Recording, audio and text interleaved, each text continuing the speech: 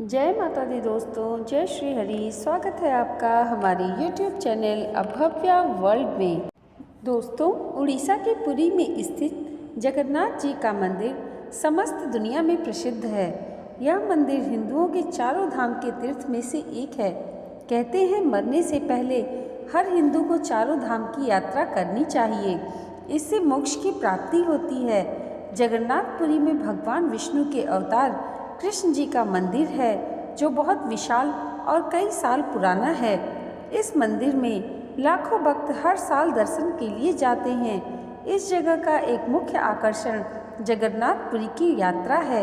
यह रथ यात्रा किसी त्योहार से कम नहीं है। इसे पुरी के अलावा सिर्फ हमारे देश में ही नहीं, बल्कि विदेशों के कई हिस्सों में भी निकाली जाती है। तो आइए सबसे पहले जानते हैं जगन्नाथपुरी रथ यात्रा 2024 में कब निकाली जाएगी। जगन्नाथ जी की रथ यात्रा हर साल आषाढ़ माह के शुक्ल पक्ष के दूसरे दिन निकाली जाती है। इस साल ये 7 जुलाई 2024 दिन रविवार को निकाली जाएगी।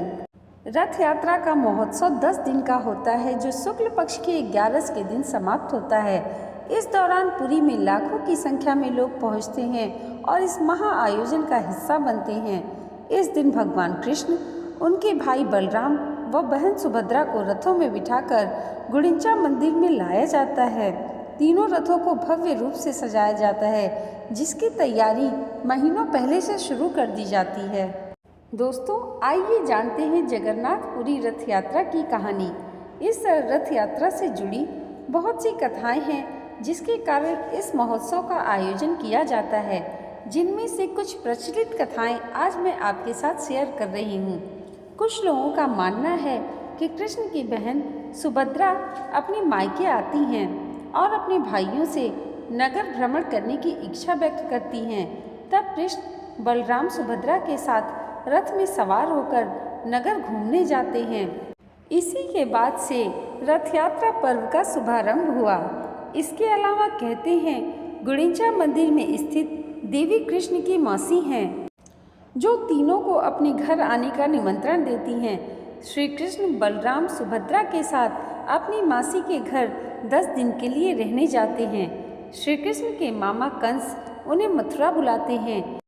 इसके लिए प्रभु श्री कृष्ण के मामा गोकुल में सारथी के साथ रथ भिजवाते हैं। कृष्ण अपने भाई बहन के साथ रथ में सवार होकर मथुरा जाते हैं, जिसके बाद से रथ यात्रा पर्व की शुरुआत होती है। कुछ लोगों का मानना है कि इस दिन श्री कृष्ण कंस का वध करके बलराम के साथ अपनी प्रजा को दर्शन देने के लिए बलराम के साथ मथुरा में रथ यात्रा करते हैं। एक अन्य कहानी के अनुसार कृष्ण की रानियां माता रोहिणी से उनकी रासलीला सुनाने को कहती हैं। माता रोहिणी को लगता है कि कृष्ण की गोपियों के साथ रासलीला के बारे में सुभद्रा को नहीं सुनना चाहिए, इसलिए वो उसे कृष्ण बलराम के साथ रथ यात्रा के लिए भेज देती हैं। तभी वहाँ नारद जी प्रकट होते हैं। तीनों को एक साथ देख वे प्रसन्नचित हो जाते हैं और प्रार्थना करते हैं कि इन तीनों के ऐसे ही दर्शन हर साल होते रहें। उनकी यह प्रार्थना सुन ली जाती है और रथ यात्रा के द्वारा इन तीनों के दर्शन सबको होते रहते हैं। दोस्तों, आइए अब जानते हैं जगन्नाथ मंदिर से जुड़ा इतिहास। कहते हैं श्री कृष्ण की मौत के पश्चात जब उनके पार्थिव शरीर को द्वारिका लाया जाता है, तब बलराम अपने भाई की मृत्यु से अत्यधिक दुखी होते हैं। कृष्ण जी के शरीर को लेकर समुद्र में कूद जाते हैं। उनके पीछे पीछे सुभद्रा जी भी कूद जाती हैं। इसी समय भारत के पूर्व में स्थित पुरी के राजा इंद्रद्युम्न को स्वप्न आता है कि भगवान का शरीर समुद्र में तैर रहा है, अतः उन्हें यहाँ कृष्ण की एक विशाल प्रतिमा बनवानी चाहिए और मंदिर का निर्माण करवाना चाहिए। उन्हें स्वप्न में देवदूत बोलते हैं कि कृष्ण के साथ बलराम और सुभद्रा की लकड़ी की प्रतिमा बनाई जाए और श्री कृष्ण की अस्थियों को उनकी प्रतिमा के पीछे छेद करके रखा जाए। राजा का सपना सच हुआ। उन्हें कृष्ण की अस्थियां मिल गईं, लेकिन अब वह सोच रहे थे कि इस प्रतिमा का निर्माण कौन करेगा। माना जाता है कि शिल्पकार भगवान विश्वकर्मा एक बढ़ई के रूप में प्रकट होते हैं और मूर्ति का कार्य शुरू करते हैं। कार्य शुरू करने से पहले वे सभी से बोलते हैं कि उन्हें काम करते समय कोई परेशान नहीं करे, नहीं तो वह बीच में ही काम छोड़कर चले जाएंगे। कुछ महीने हो जाने के बाद मूर्ति नहीं बन पाती है। तब उतावलेपन में राजा इंद्रद्युम्न बढ़ई के कमरे का दरवाज़ा खोल देते हैं। ऐसा होते ही भगवान विश्वकर्मा गायब हो जाते हैं। मूर्ति उस समय पूरी नहीं हो पाती है, लेकिन राजा ऐसे ही मूर्ति को स्थापित कर देते हैं। वो सबसे पहले मूर्ति के पीछे भगवान कृष्ण की अस्थियां रखते हैं और फिर मंदिर में विराजमान कर देते हैं। एक राजसी जुलूस 3 विशाल रथों में भगवान कृष्ण, बलराम और सुभद्रा का हर साल मूर्तियों के साथ निकाला जाता है। भगवान कृष्ण, बलराम और सुभद्रा जी की प्रतिमा हर 12 साल के बाद बदली जाती है। जो नई प्रतिमा रहती है वह भी पूरी बनी हुई नहीं रहती है। जगन्नाथपुरी का यह मंदिर इकलौता ऐसा मंदिर है जहाँ 3 भाई बहन की प्रतिमा एक साथ है और उनकी पूजा अर्चना की जाती है। दोस्तों, जगन्नाथपुरी के मंदिर के इतिहास और जगन्नाथपुरी से जुड़ी कहानियों के बाद आइए जानते हैं जगन्नाथपुरी रथ यात्रा के 3 रथों का स्वरूप। जगन्नाथपुरी के रथ का निर्माण अक्षय तृतीया के दिन से शुरू हो जाता है।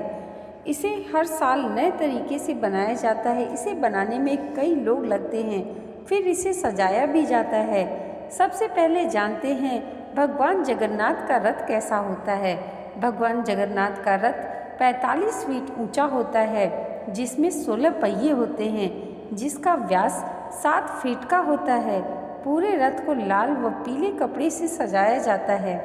इस रथ की रक्षा गरुड़ करते हैं। इस रथ को दारुका चलाता है।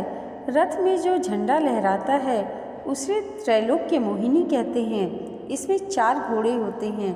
इस रथ में वर्षा, गोवर्धन, कृष्णा, नरसिंहा, राम, नारायण, त्रिविक्रम, हनुमान व रुद्र विराजमान रहते हैं।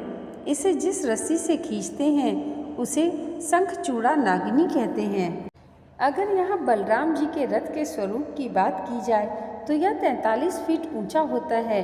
इसमें 14 पहिए होते हैं। इसे लाल, नीले, हरे रंग के कपड़े से सजाया जाता है। इसकी रक्षा वासुदेव करते हैं। इसे मताली नाम का सारथी चलाता है। इसमें गणेश, कार्तिक, सर्वमंगला, प्रालंबरी, हठायुद्ध, मृत्युंजय, नातंबारा, मुक्तेश्वर, शेषदेव विराजमान रहते हैं। इसमें जो झंडा लहराया जाता है उसे उनानी कहते हैं। इसे जिस रस्सी से खींचते हैं उसे वासुकी नागा कहते हैं। जगन्नाथ जी और बलराम जी के रथ के स्वरूप को जानने के बाद जानते हैं सुभद्रा जी के रथ का स्वरूप। इसमें 12 पहिए होते हैं जो 42 फीट ऊंचा होता है। इसे लाल काले रंग के कपड़े से सजाया जाता है। इस रथ की रक्षा जय दुर्गा करता है। इसमें सारथी अर्जुन होते हैं। इसमें नंदविक झंडा लहराया जाता है। इसमें चंडी, चामुंडा, उग्रतारा, वन दुर्गा, सुली दुर्गा, वाराही, श्यामकली, मंगला, विमला विराजमान होती हैं। इसे जिस रस्सी से खींचते हैं उसे स्वर्णचूड़ा नागिनी कहते हैं। इन रथों को हजारों लोग मिलकर खींचते हैं। सभी लोग एक बार इस रथ को खींचना चाहते हैं, क्योंकि ऐसी मान्यता है कि उनकी सारी मनोकामना पूरी होती है। यही वो समय होता है जब जगन्नाथ जी को करीब से देखा जा सकता है।